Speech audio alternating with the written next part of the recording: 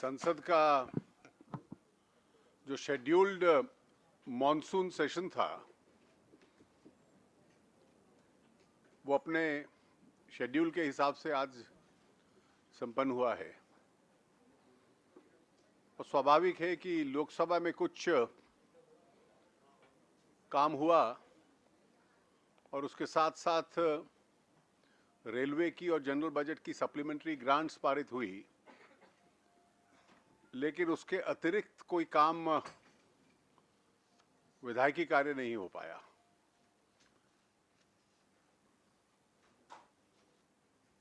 Barring some legislations and the supplementary grants, no other major legislation was possible.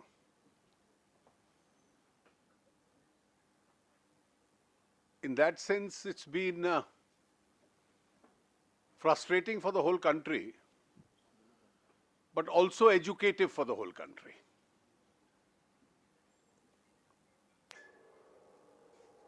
बिना कारण parliamentary paralysis हो, ये दुनिया के किसी भी लोकतंत्र की भावना के अनुकूल नहीं है।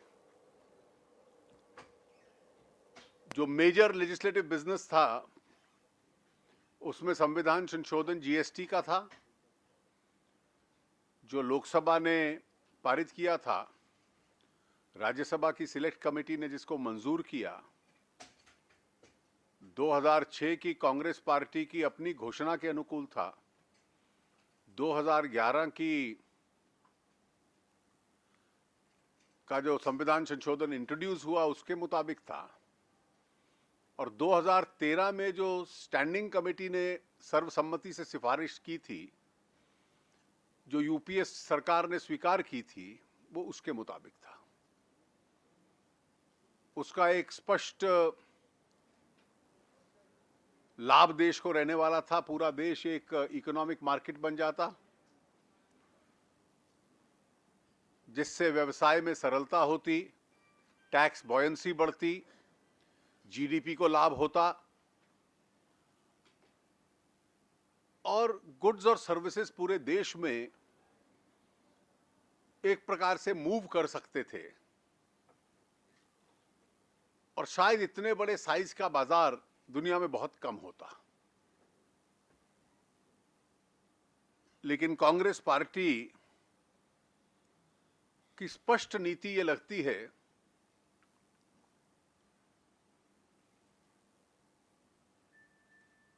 कि कोई दूसरी सरकार आए तो उसको रोकना है।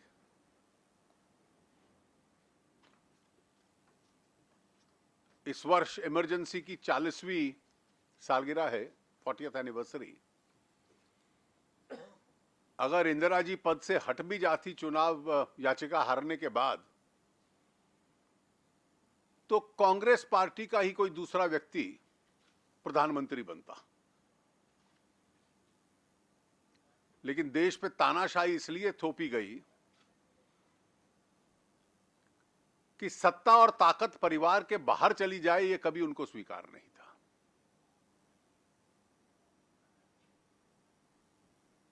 और पिछले 10 वर्ष तो पद पे कौन बैठा है ये किसी को स्वीकार नहीं था, सत्ता परिवार के हाथ में रहे, यही परिस्थिति थी। और वो परिवार जो कांग्रेस पार्टी को कंट्रोल करता है, ये स्पष्ट है कि उसको अब स्वीकृति नहीं है कि इस देश में परिवार के बाहर वाला कोई व्यक्ति इस देश की हुकूमत कर सके।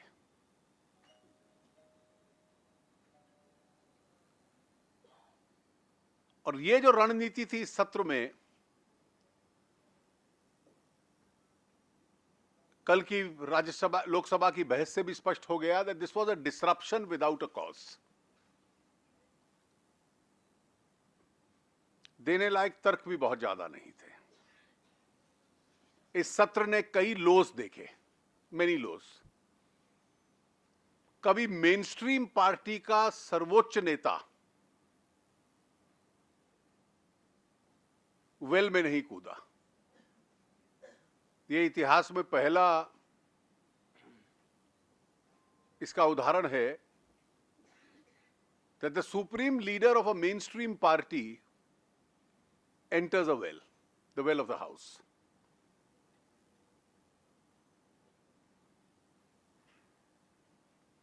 और राहुल गांधी जी के संबंध में मैं क्या कहूं? पार्लियामेंट्री स्पीच में और नारे में अंतर क्या होता है, वो डिस्टिंक्शन भी अब नहीं रही।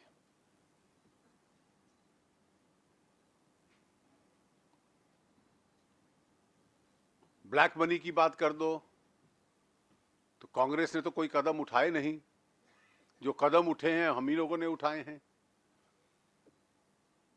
जो विवादित व्यक्ति था इस पूरे विवाद के आसपास, कल यह भी स्पष्ट हो गया कि यूपीए के दौरान उसको लाने के कोई मीनिंगफुल कार्रवाई नहीं हुई थी। The actions were only a smoke screen. प्रभावी काम तो अब शुरू हुआ है।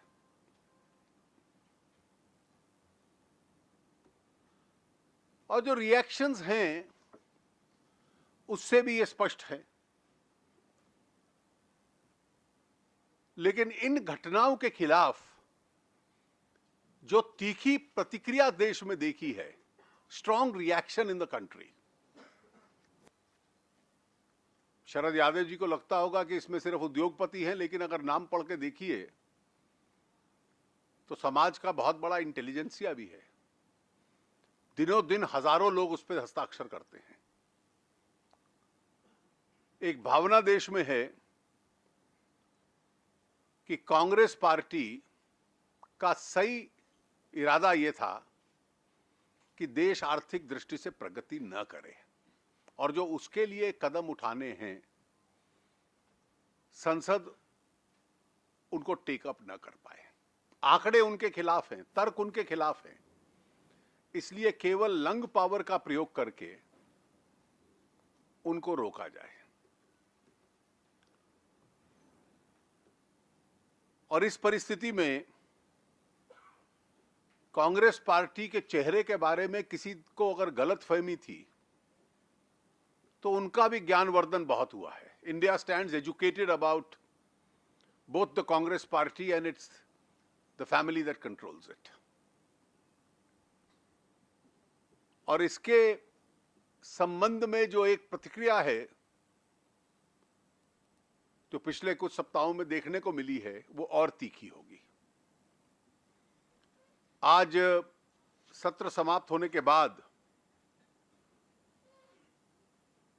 माननीय प्रधानमंत्री जी का उद्बोधन हुआ। उसके बाद एनडीए के सभी एमपीज जो मार्च किए, वो कोई प्रोटेस्ट मार्च नहीं था। It was not a protest march. ये एक प्रयास था कि संसदीय प्रणाली के साथ ऐसे खिलवाड़ नहीं होनी चाहिए। You can't have disruptions without a cause. ये उसको हाईलाइट करने का एक प्रयास था और एनडीए इस प्रयास को आगे रखेगी। आज एनडीए की बैठक में एक प्रस्ताव पास हुआ जो आपको मिल गया होगा या मिल जाएगा। जो रिएक्शन मैंने अभी दिया है मेरे और पार्टी के फेसबुक पे, वो भी आ जाएगा कुछ ही मिनटों में, वो भी आपको वहां मिल जाएगा। आज हम लोगों ने यह भी तय किया कि इस रवैये के खिलाफ जनता में भी खूब तीखा प्रचार होगा।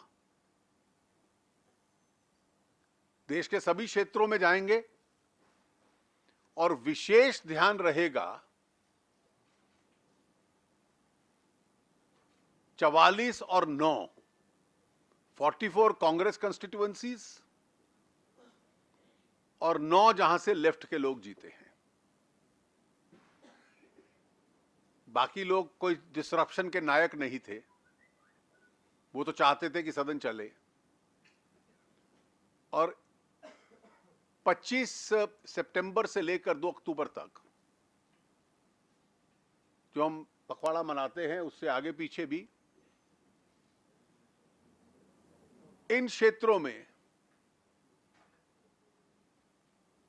विशेष रूप से हमारे एक एक केंद्रीय मंत्री, 4-4 सांसद जाकर खूब बड़ी मात्रा में जनसभाएं करेंगे और ये एनडीए का कार्यक्रम होगा। और जिन लोगों ने इस देश की संसदीय लोकतंत्र के साथ ये आचरण किया है, उनके क्षेत्रों में जाकर इसका जनजागरण हम करेंगे। मुझे अभी केवल इतना ही कहना था, आपके कुछ प्रश्न होंगे। Mic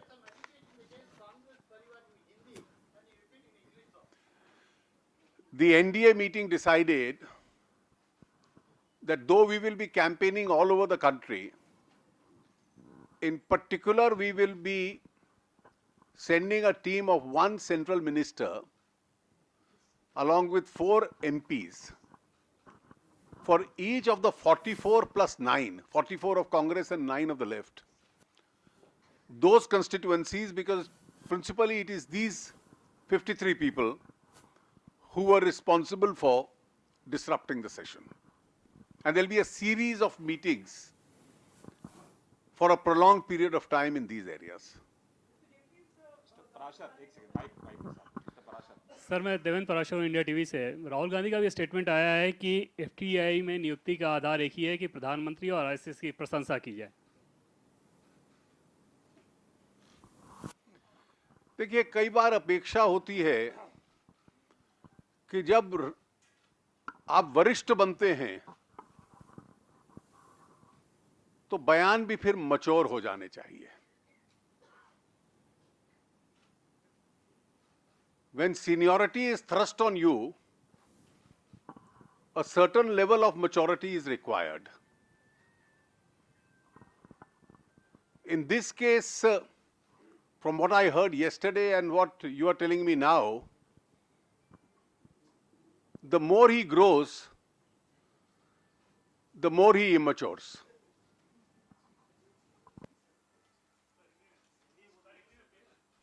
Tell you next question. Mr. Jaitley, what are you planning for GST? We heard there is a special session in. Well, we had a meeting of the Cabinet Committee on Parliamentary Affairs today. We have not taken any decision as yet as to when to prorogue the session. Arun ji, real estate bill भी था इस बार और बकायदा राहुल गांधी वहां पर बायस से मिले भी थे, प्रॉमिस किया था कि इस बार करेंगे, लेकिन इस बार वो बिल पास नहीं हो गया। लगता है कि बायस के साथ भी तरह का धोखा हुआ है। देखिए, जब आप इस मनोस्थिति में आ जाएं कि किसी भी विषय को मुद्दा बनाना है, तो फिर राजनीति की कोई दिशा नहीं रहती। On one day you think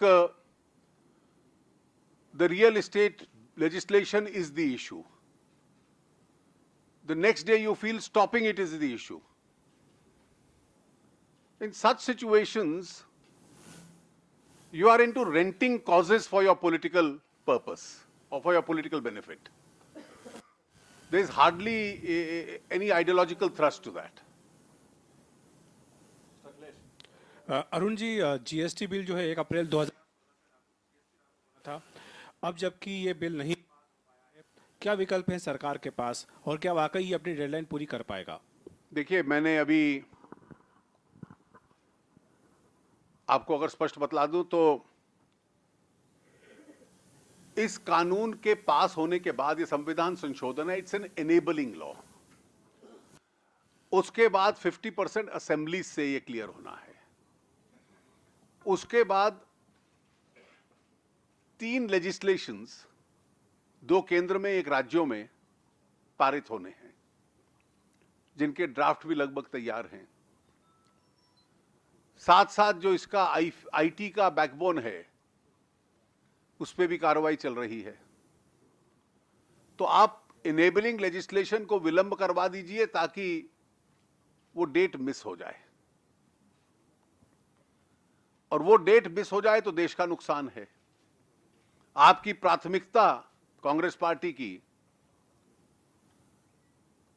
एक परिवार की राजनीति है, देश का हित नहीं है। तो स्वाभाविक है उनका उद्देश्य इसको विलंब करना था। मैं रणनीति बिल्कुल स्पष्ट नहीं करूंगा अभी, लेकिन दो चीजें कहूंगा। हम डिटरमिन्ड हैं कि पूरा प्रयास करें कि ये 1 अप्रैल तक हो, और दूसरा, मैंने अभी प्रश्न के उत्तर में कहा कि सीसीपीए में आज क्या हुआ। Arun, huh. Arun ji, you just talked about many lows that were witnessed in this monsoon session, and therefore my question to you is that as a 300 plus government, what is it that, you know, end of the day, it's the government's onus to run the house, get legislations passed, and not just the onus. I mean, the Congress party has lost badly to you in the last Lok Sabha elections, so they don't have to face You see, this is the a flag. But my question is, what is it, why did the government go wrong in not being able to communicate to the minuscule opposition really in the Lok Sabha to be able to run the house? I And don't there think- are MPs who had to be suspended. You had to take opposition tactics like holding placards from the treasury benches and take out an NDA march. You see, your question is Yeah. based on an erroneous premise that the problem was in the Lok Sabha. The problem was never in the Lok Sabha. The Lok Sabha has even now run, and it could have run even more.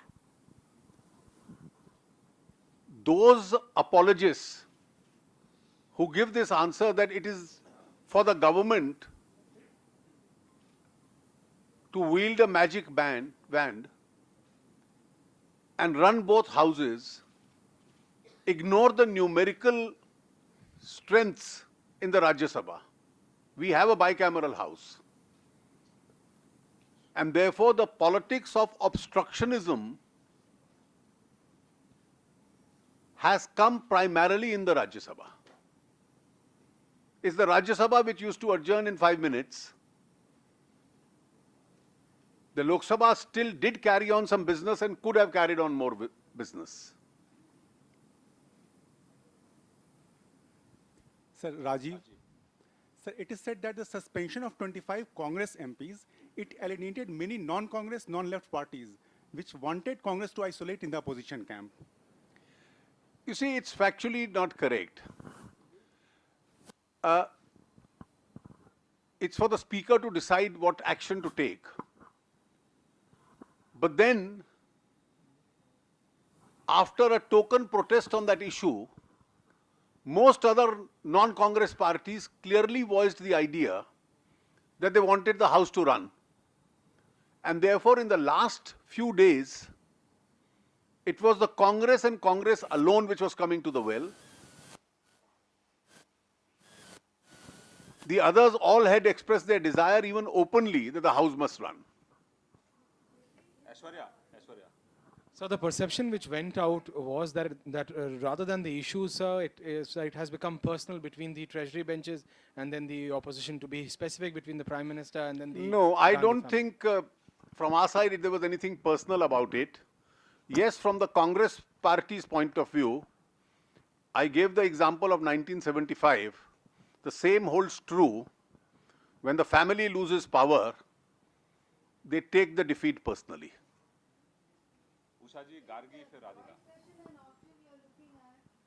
This is a constitution amendment. It has to be passed by 2/3 in each house. Joint session is not a constitutional option. For a constitution amendment, joint session is not a constitutional option. It's only for an ordinary legislation. Arun ji,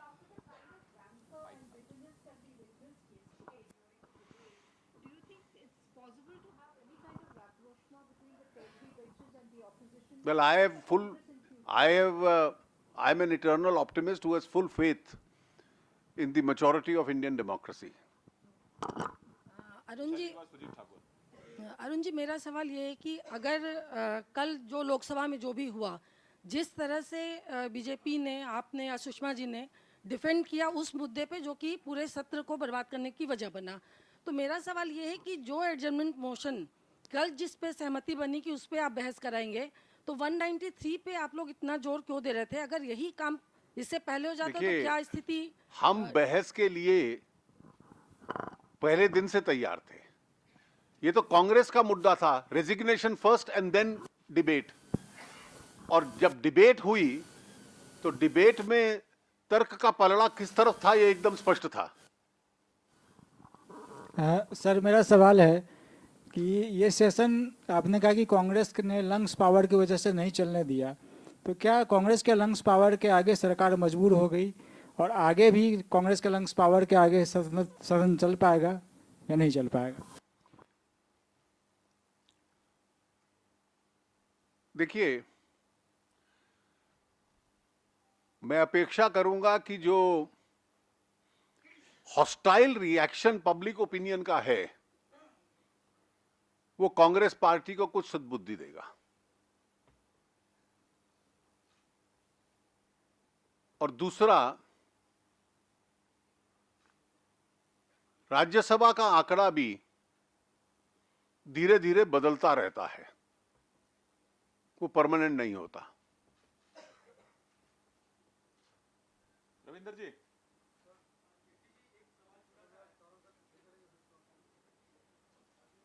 पूछो, आपकी आवाज बहुत अच्छी है।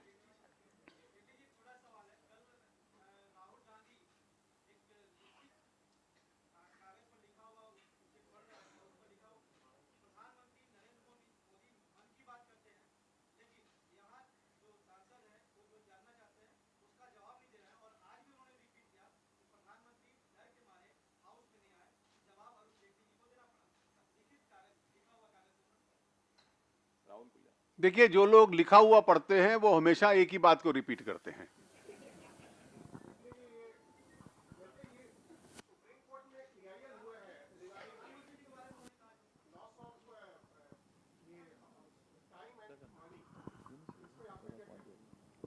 मेरा कुछ नहीं कहना, पर सुप्रीम कोर्ट में है वो तो वो कहेंगे। Sir,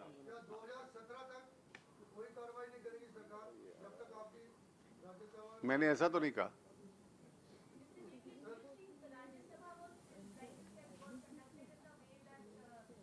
I have not said anything on the conduct of the Rajya Sabha.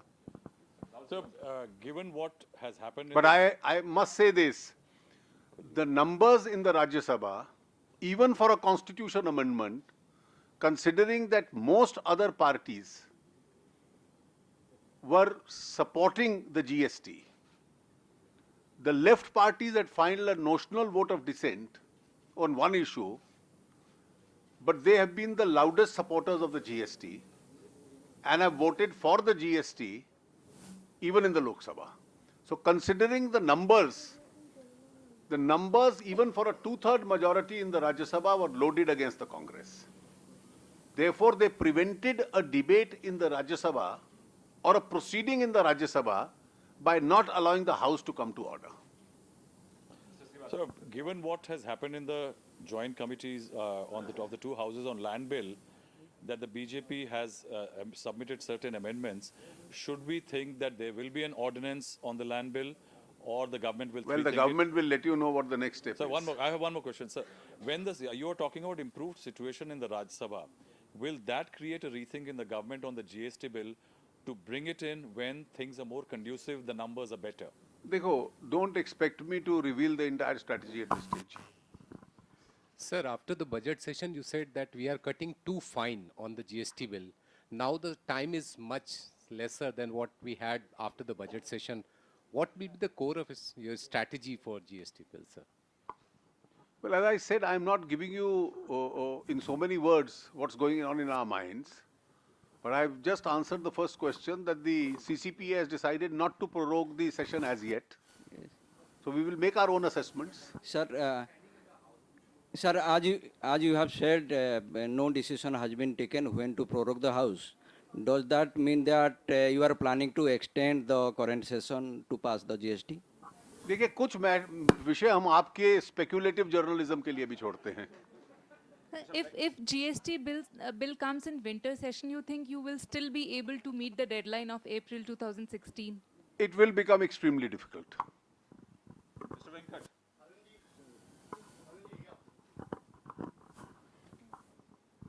Arunji, I asked for a very simple submission. You made some allegation against Congress Parivar in Hindi, which I wanted in English, which you diverted जानबूझ के आपने दूसरा issue को लेके आपने translate किया था. Number one. Hindi में तो सवाल पूछ रहे हो. Sir, number two, GST is a very important issue as far as Tamil Nadu is concerned. What kind of a solution you are going to give it to the government of Tamil Nadu? देखो Tamil Nadu, the only amendment suggested by the select committee that government will take care of any loss for 5 years has been accepted by the government. We will ensure that no state, least of all Tamil Nadu, has any revenue loss on account of GST. If it is, we will fully compensate it. Sir, on the first one regarding Congress Parivar. Please, because the people of Tamil Nadu also want to know what is the Parivar.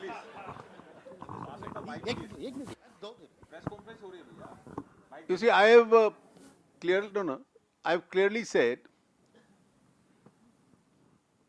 that they have not been able to digest the fact that one family is out of power. And therefore, the entire battle for policy, the somersault on policy, is essentially because of that one factor.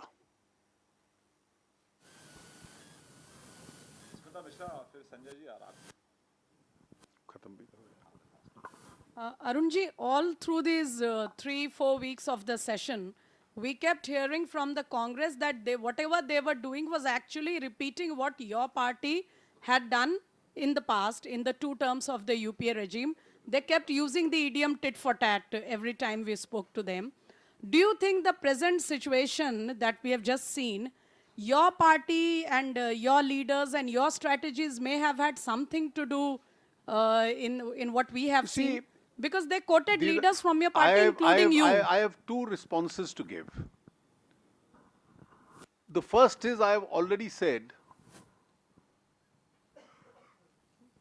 that some people immature as they grow. And secondly, are these equivalent examples?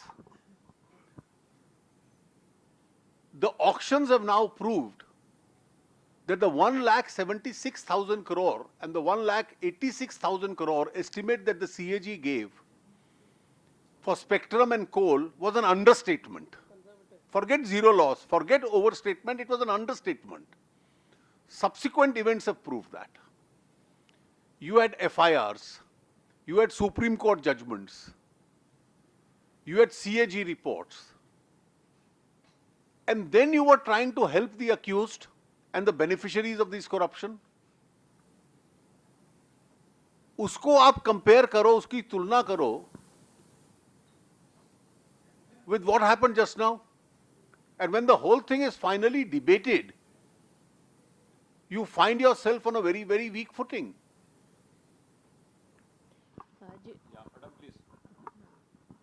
Jetli ji, if a special session is called, the numbers in the Rajya Sabha will still remain the same. So how, what will be your strategy? You see, I am not saying anything on whether session will be called or not called. We have to take a decision. The numbers on a GST constitution amendment as they stand today suit the amendment.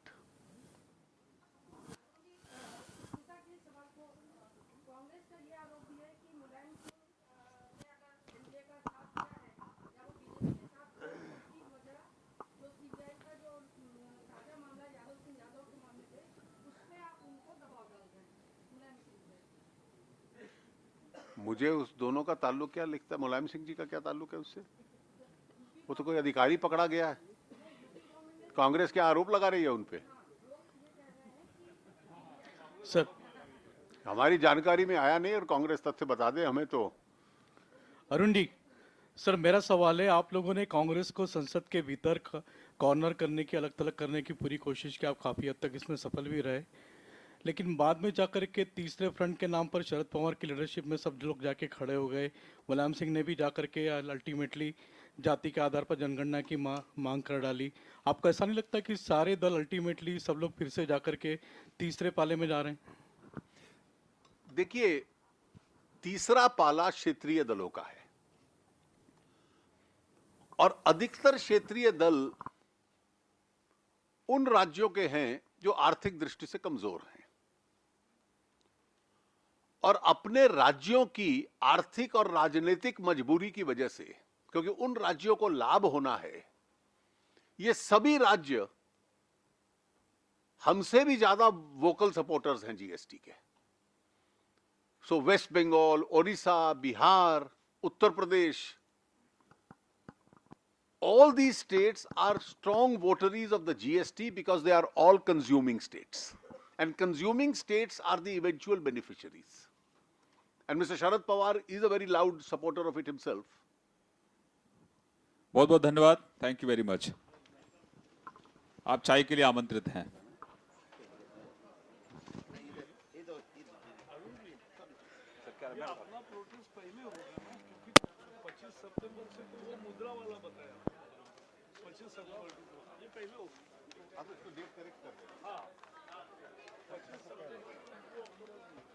Prakash ji आप बता दीजिए। प्रकाश जी, अभी यहीं